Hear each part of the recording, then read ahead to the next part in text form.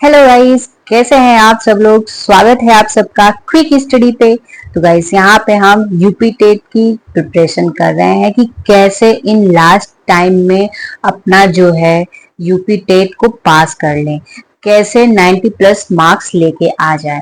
तो इसके लिए हमने 30 डेज का एक पूरा स्टडी प्लान शेड्यूल किया था, जिसमें हम लोग कंटिन्यू थोड़ा थोड़ा सिलेबस करके धीरे धीरे पढ़ रहे थे।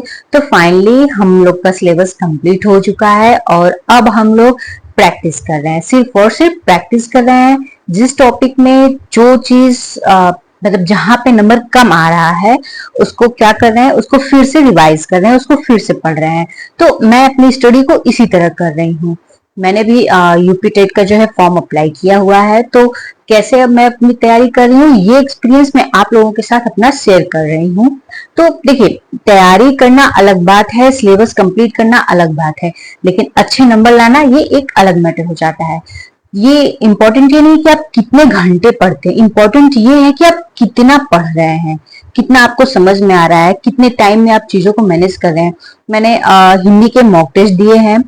मुझे लग रहा है कि मैंने करीब 10-12 मॉक टेस्ट जो है छोटे छोटे शॉर्ट्स टॉपिक वाइज दिए हैं।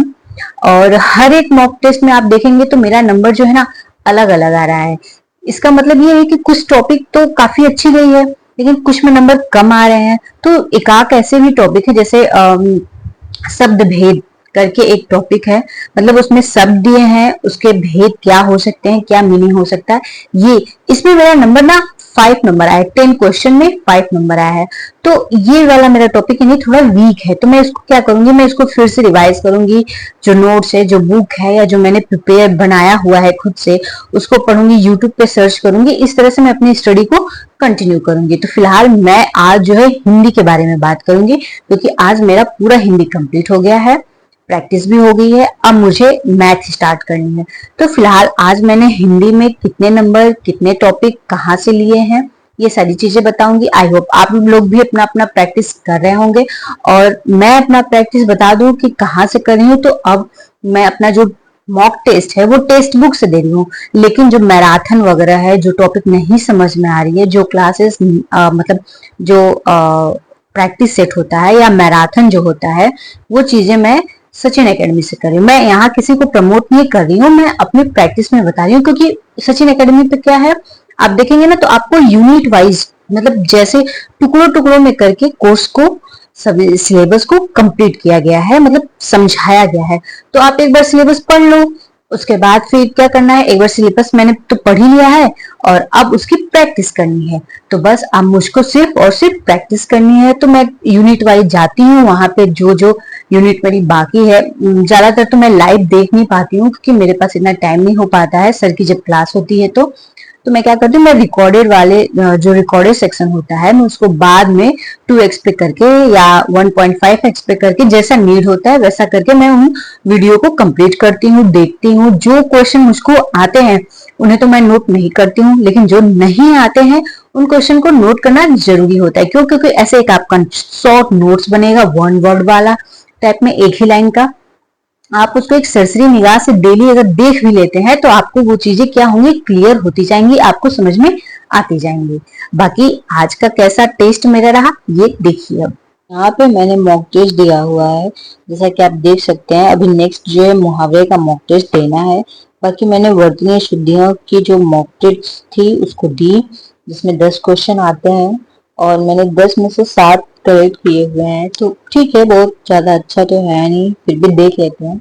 वर्णमाला में 10 में 10 सही था। विराम चिन्ह में 8 क्वेश्चन मेरे सही हुए थे 10 में से। उपसर्ग में पूरे 10 सही हो गए थे। शब्द भेद में मेरे 5 ही सिर्फ करेक्ट हुए हैं। तो मुझे थोड़ा सा अपने शब्द भेद वाले चैप्टर पे ध्यान देना होगा, क्योंकि ये ज्यादा इसमें नंबर कम आए हुए हैं। आगे स्त्रीलिंग और पुल्लिंग है, तो इसमें भी मेरे टोटल मार्क्स देख सकते हैं आ गए हैं। संधि में मेरे 7 नंबर है, तो थोड़ा सा संधि भी एक बार इसको मैं रिवाइज कर लूंगी। समास में भी 7 नंबर है, इसको भी ध्यान देना होगा। संज्ञा में 9 नंबर है। संज्ञा वाला जो था ना, ये एक क्वेश्चन गलती से मुझसे एक जगह बी लग गया था, तो इसलिए ये 1 नंबर कम हो गया। तो इसीलिए हम लोग मॉक टेस्ट भी देते हैं ना, कि ये गलती ना हो, क्योंकि पहले ये जब ये चीज गलतियां होती जाएंगी ना, कि ऑप्शन सी की जगह डी कर दिया या ए की जगह बी, तो ये गलतियां जब पहले हो जाएंगी तो आप इसको फिर दोबारा नहीं करेंगे। ठीक है, तो ये तो हो गया। उसके बाद देखिए, सर्वनाम में पूरे 10 आए हुए हैं, विशेषण में 9 आए हुए हैं, विपरार्थी शब्द में 7 आए हुए हैं, पर्यायवाची में भी जो है थोड़ा सा ध्यान देना होगा, इसमें 5 ही आए हैं, क्योंकि पर्यायवाची काफी बड़ा होता है। ठीक है, आप लोगों ने अगर पढ़ा हुआ होगा तो कुछ ऐसे भी शब्द थे जो कि नहीं आए मुझे, तो मुझे थोड़ा सा इसका जो है फिर से रिवीजन करना पड़ेगा। कारक में 9 है, वचन जो है 8 है, अलंकार हो गया, इसमें भी 8 है, वाक्यांश में 9 है, वाक्य या वाच्य जो आते हैं 7 है, वर्तनीय शुद्धियां में भी 7 है। बाकी अभी जो है 3-4 और देने हैं। हिंदी 1 2 3 4 5 6 7 8 9 मॉक टेस्ट और देने हैं। तो फिलहाल इन 9 का प्लस मैथ का अब हम कल देख लेंगे। ठीक है, आई होप आप लोगों को मेरा ये जो प्रैक्टिस है काफी अच्छा लगा होगा, आपको मेरे वीडियो को देख के काफी ज्यादा मोटिवेशन मिलता होगा। तो आप भी अपनी पढ़ाई में लगे रहिए और 90 प्लस इस बार किसी भी तरह हमको